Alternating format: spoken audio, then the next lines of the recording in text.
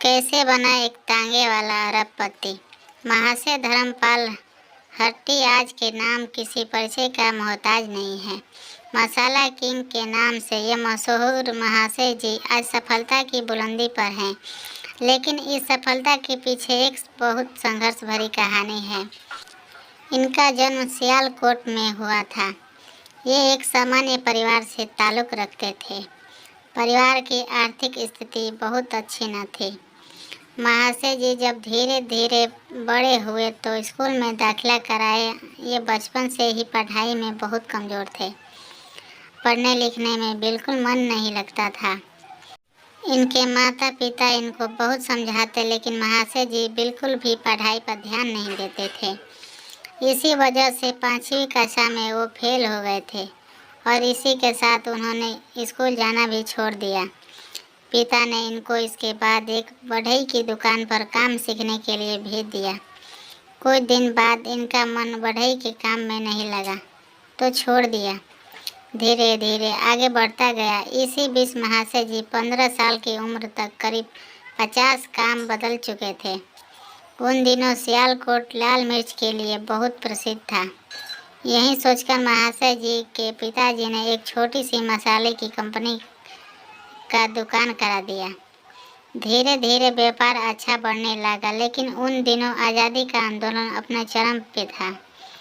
1947 में जब देश आज़ाद हुआ तो सियालकोट पाकिस्तान का हिस्सा बन चुका था और वहाँ रह रहे हिंदू असुरक्षा महसूस कर रहे थे और दंगे भी काफ़ी भड़क चुके थे। इसी डर से उन्हें सियालकोट छोड़ना पड़ा।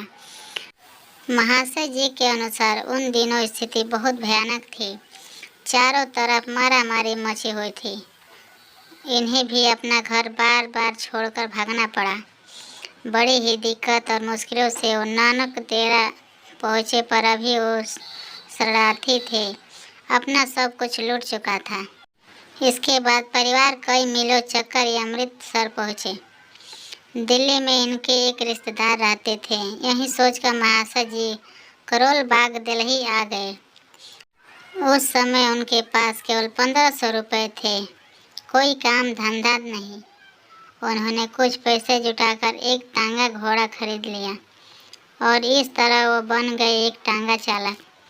लेकिन कुदरत को कुछ और ही मंजूर था। करीब 2 महीने तक उन्होंने कुतुब रोड दिल्ली पर टांगा चलाया। इसके बाद उन्हें लगा कि ये वे काम नहीं कर पाएंगे, लेकिन मसाले के सिवा वो कोई दूसरा काम नहीं जानते थे। कुछ सोचकर उन्होंने घर पे ही मसाले का काम करने लगे।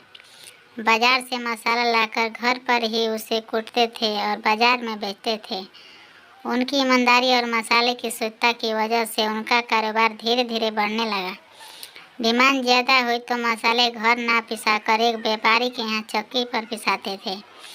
एक दिन जब व्यापारी से मिलने गए तो उन्होंने देखा कि वह मसाले में मिलावट करता था।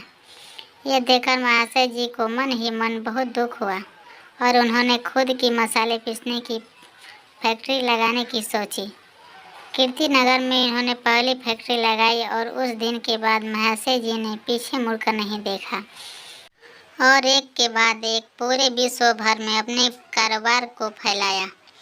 आज MDH एक बड़ा ब्रांड बन चुका है और पूरे विश्व में फैला हुआ है। आज महाशय जी बहुत बड़े अरबपति उद्योग के मालिक हैं। महाशय जी की इस छवि से हटकर एक रूप और है जो समाज सेवा है। पूरे भारत में कई जगह इनके द्वारा संचालित विद्यालय और अस्पताल हैं। कहा जाता है कि इंसान अपनी परिस्थितियों का नहीं, अपने फैसले और कर्मों का परिणाम होता है। ऐसा ही कुछ सीखने को मिलता है महाशय जी के जीवन से। तो आओ मित्रों, हम भी इस महान पुरुष के जीवन से प्रेरणा लेकर सफल बनने का प्रयास करते हैं।